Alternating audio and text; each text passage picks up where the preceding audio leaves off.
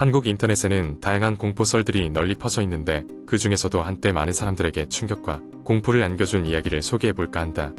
이 이야기는 한 청소년이 자신의 경험을 온라인 커뮤니티에 올리면서 시작되었다. 나는 중학교 3학년 시절 부산의 한 오래된 아파트에 살았다. 우리 가족은 경제적인 이유로 그 아파트로 이사를 갔는데 이곳은 조금 으스스한 분위기를 풍겼다. 낡은 벽지와 녹이 쓴 철문, 그리고 희미한 불빛이 드리워진 복도는 마치 공포영화의 한 장면 같았다. 처음에는 그저 오래된 건물이라 그런가 보다 했다. 그런데 이상한 일들이 하나둘 내 주변에서 일어나기 시작했다. 겨울 어느 늦은 밤, 혼자 방에 앉아 공부를 하고 있는데 갑자기 누군가 내 방 창문을 두드렸다. 11층의 높이의 외부 난간이 없는 구조였기에 누군가 창문을 두드린다는 것은 불가능했다. 긴장한 나는 천천히 창문 쪽으로 다가갔으나 아무도 없었다. 바람에 나무가 부딪힌 것일 거라 생각하고 대수롭지 않게 넘겼다. 그런데 그 일이 반복될수록 묘한 기운이 감돌기 시작했다. 매일 밤 12시가 넘으면 어김없이 창문 두드리는 소리가 들려왔고 어느 순간부터는 문을 두드리는 소리마저 들리기 시작했다. 부모님께 말씀드렸지만 그들은 그저 바람 소리일 뿐이라며 신경 쓰지 말라고 하셨다. 어느 날 밤 부모님이 늦게까지 일을 하셔서 집에 혼자 있을 때였다. TV를 보며 마음을 가라앉히고 있던 중 갑자기 TV가 꺼졌다. 리모컨을 찾으려고 일어섰는데 이번에는 확실하게 들렸다. 쾅쾅 문을 두드리는 소리가 점점 커지는 것이었다. 나는 겁에 질려 방으로 뛰어들어가 문을 잠그고 이불 속으로 몸을 숨겼다.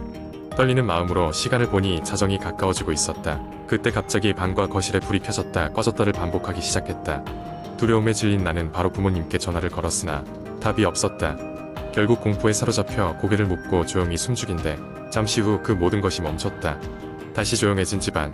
그러나 여전히 불안한 마음에 꼼짝할 수가 없었다. 그날 이후 집안에서 느껴지는 소름 끼치는 기운은 점점 더 강해졌다.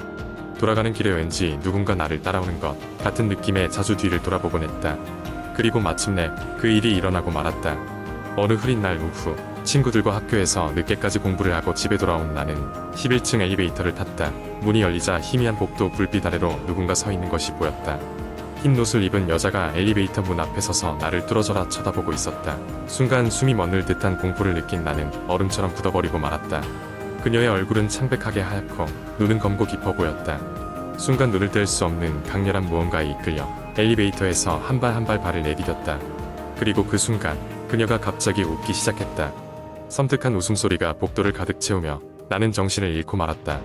정신을 차렸을 때 나는 아파트 경비실에 누워 있었다. 경비 아저씨는 나에게 무슨 일이냐고 물었고 나는 모든 것을 이야기했다. 아저씨는 심각한 얼굴로 이곳에서 있었던 과거의 불미스러운 사고에 대해 설명해 주셨다. 몇 년 전 그 아파트 11층에서 한 여자가 사고로 목숨을 잃은 사건이 있었다고 했다. 이후로 그녀의 영혼이 이곳을 떠돌고 있다는 소문이 돌기 시작했다고. 나는 그 후로도 몇 번 더 비슷한 경험을 하게 되었고 결국 우리 가족은 다른 곳으로 이사를 하게 되었다. 아직도 그때의 경험을 떠올리면 등골이 오싹해진다. 그 아파트에서는 대체 무슨 일이 있었던 것일까? 지금도 가끔 밤이 되면 그 여자의 웃음소리가 들리는 듯하여 잠을 이루지 못한다. 두 번째 이야기 내가 대학생이었을 때 있었던 일이야. 그때는 여름방학이 시작된 지 얼마 되지 않은 시기였고 나는 특별한 계획 없이 집에서 시간을 보내고 있었어. 어느 날 밤 친구 중 한 명이 급하게 연락을 해왔어. 이 친구는 이름이 민수였고 우리 대학 동기였어. 민수는 나에게 심각한 목소리로 말했어. 야, 너 이번 주말에 시간 있냐? 우리 같이 여행 가자. 사실 여행이라는 단어에 한 번에 솔깃했지만 무슨 일인지 묻지 않을 수 없었어. 내가 이유를 묻자 민수는 처음에 망설이다가 결국 털어놓았어. 사실은 우리 고향에 있는 폐가에 가볼까 하는데 좀 이상한 소문이 돌고 있어서. 민수의 고향은 강원도의 작은 마을이었고 우리는 자동차를 대여해서 그곳으로 떠났어. 차 안에서 민수는 그 소문에 대해 자세히 설명해줬어. 그 폐가는 원래 1970년대에 지어진 곳인데 주인이 갑자기 사라지고 나서는 계속 비어 있었대. 아무도 그 집에 살지 못했어. 여러 번 사람이 들어왔지만 결국 못 견디고 나갔대. 내가 왜 못 견디고 나갔냐고 묻자 민수는 잠시 침묵하더니 어떤 사람들은 그곳에서 이상한 소리가 들린다고 했고 밤중에 이상한 그림자가 보인다고 했어. 마을 사람들은 그 집이 저주받았다고까지 이야기해. 솔직히 말해 나도 누군가가 그런 이야기를 열심히 설명하고 있을 때면 반쯤 있고 반쯤은 재미로 듣곤 했어. 그래서 이번 여행도 사실 반쯤은 그런 호기심에 의한 모험이라고 생각했지. 고향에 도착해서 폐가로 향했을 때 우리는 어둠이 내린 후에야 그곳에 도착했어. 폐가는 생각보다 훨씬 길고 음산한 분위기를 풍겼어. 풀숲은 무성하게 자라 있었고 집 마당은 잡초로 뒤덮여 있었지. 우리는 집 안으로 들어갔어. 내부는 정말 오랜 세월 동안 방치된 듯 완전히 황폐해 있었고 여기저기 거미줄과 먼지가 쌓여 있었어. 마치 시간이 멈춘 듯한 느낌이었어. 첫날 밤은 별일 없이 지나갔어. 아무 소리도 아무 그림자도 보이지 않았지. 그런데 둘째 날 해가 지고 어둠이 내려앉으면서부터 기이한 일이 벌어지기 시작했어. 갑자기 차가운 바람이 불어닥쳤고 벽에서 낡은 벽지가 긁히는 소리가 들려왔어. 처음엔 바람 때문이라고 생각했지만 소리는 계속해서 반복되었어. 마치 무언가가 벽을 따라 이리저리 움직이는 듯한 소리였어. 우리는 장난으로 듣기에는 너무 현실감 있는 소리에 잠시 긴장했어. 민수가 혹시 들어봤어? 라며 조용히 물었어. 나도 그 소리를 다시 한번 들으며 고개를 끄덕였어. 그때 갑자기 거실 쪽에서 물건이 떨어지는 소리가 났어. 놀라서 거실로 향한 우리는 낡은 책장이 뒤집혀 있는 광경을 보고 당황했어. 거기엔 떨어질 만한 물건도 없었고 우리는 다가가는 것을 주저했어.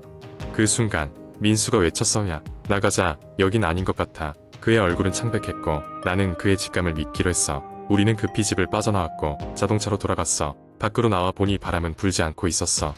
그러니까 아까 그 바람은 집안에서만 불었던 것처럼 느껴졌어. 자동차로 돌아온 우리는 그 집을 멀리서 바라보았고 어느 순간 창문에 비치는 뭔가가 있다는 걸 깨달았어. 그것은 인간 형상처럼 보였지만 자세히 확인할 틈도 없이 창문에서 사라졌어. 결국 우리는 그날 밤 마을로 다시 돌아와 근처 숙소를 빌려 잤어. 그리고 그 다음날 아침 민수는 폐가에 다시 안 가겠다고 했어. 그 집에서 무슨 일이 있었는지 정확히 알 수는 없었지만 그 분위기와 경험은 우리에게 충분히 강렬했거든. 그 이후로 그 폐가 이야기는 종종 친구들 사이에서 회자되었지만 나는 다시는 그런 모험은 하지 않기로 결심했어. 그 당시에는 몰랐지만 아마 그때 우리의 경험은 단순히 상상에서 비롯된 공포가 아니었을지도 모르거든. 세 번째 이야기의 이름은 지연이다. 얼마 전 나는 인생에서 잊지 못할 무서운 경험을 했다. 그날의 기억은 마치 어제처럼 생생하다. 그날은 금요일이었다. 내 친구인 수진과 나는 오랜만에 버려진 폐가를 찾아가기로 했다. 그 폐가는 우리 동네 외곽에 있는 오래된 집이었는데 20년 전 그곳에서 살던 가족이 갑자기 사라졌다는 소문이 돌았다. 그 후로 아무도 그 집에 살지 않았고 사람들은 그 집을 귀신이 사는 집이라고 부르기 시작했다. 우리는 저녁 8시쯤 폐가에 도착했다. 해가 뉘엿뉘엿 지고 있는 시간이었다. 폐가는 생각보다 더 을씨년스러웠다. 벽은 군데군데 갈라져 있었고 창문은 깨어진 채로 방치되어 있었다. 마치 집 자체가 살아있는 것처럼 느껴졌다.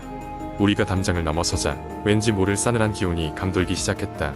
수지는 살짝 겁에 질린 얼굴로 나를 쳐다봤지만 우리는 이미 여기까지 왔으니 들어가 보자는 생각에 서로를 야유하며 발걸음을 옮겼다. 현관문은 녹이 슬어 잘 열리지 않았지만 조금만 힘을 주자 끽끽 소리를 내며 열렸다. 집안은 먼지로 가득했고 특유의 눅눅한 냄새가 코를 찔렀다. 우리는 휴대폰 손전등을 켜고 집안을 둘러보기 시작했다. 거실에는 낡은 소파와 부서진 테이블이 있었고 벽에는 그 가족의 것으로 보이는 여러 장의 사진이 걸려 있었다. 사진 속 가족은 행복해 보였지만 그 행복이 오래가지 않았다는 것을 우리는 알고 있었다. 그때였다. 집 뒤편에서 뭔가 떨어지는 소리가 들렸다. 우리는 깜짝 놀라서 서로의 손을 꽉 잡았다. 수지는 속삭이듯 말했다. 누군가 있어. 용기를 내어 소리가 난 방향으로 걸어가 보니 주방 쪽에서 작은 그림자가 움직이는 것을 볼 수 있었다. 냉장고 옆에 있던 접시에 하나가 바닥에 떨어져 산산조각 나 있었다. 우리는 그 순간 그 자리를 떠나야 한다고 직감했다. 그러나 발걸음을 돌리는 순간 주방 반대편에 불이 갑자기 켜졌다. 그곳에는 아무도 있어서는 안 될 것이 있었다. 희미한 형체가 보였는데 그것은 인간의 모습 같았지만 분명 인간이 아니었다. 창백한 얼굴에 텅 빈 눈, 그리고 우리를 뚫어지게 쳐다보고 있었다. 지연과 나는 그 자리에 얼어붙었다. 목이 타들어가는 것 같았고 심장은 미친 듯이 뛰었다. 그리고 그 형체가 점점 다가오기 시작했다. 그제야 정신을 차린 우리는 비명을 지르며 집 밖으로 달렸다. 밖으로 나왔을 때 우리는 몹시 떨리고 있었다. 주변은 완전히 어두워져 있었고 밤의 정적이 우리의 비명을 흡수하듯 조용했다. 그제야 우리는 우리가 도망친 그곳이 얼마나 위험한지 깨달았다. 집으로 돌아오는 길, 우리는 아무 말도 할 수 없었다. 그저 서로의 손을 꽉 잡은 채로 발걸음을 재촉할 뿐이었다. 이후로 우리는 다시는 그 폐가에 가보지 않았다. 그날 우리가 본 것이 무엇이었는지 알 수 없지만 한 가지 확실한 건 그곳은 우리가 다시는 가서는 안 될 곳이었다는 것이다. 그 사건 이후 그 집이 왜 버려졌는지 더 많은 조사와 이야기를 들을 수 있었다. 사람들은 여러 가지 이야기를 했지만 진실은 아무도 몰랐다. 그리고 나는 더 이상 알고 싶지 않았다. 내가 알고 있는 것만으로도 충분히 무서웠으니까.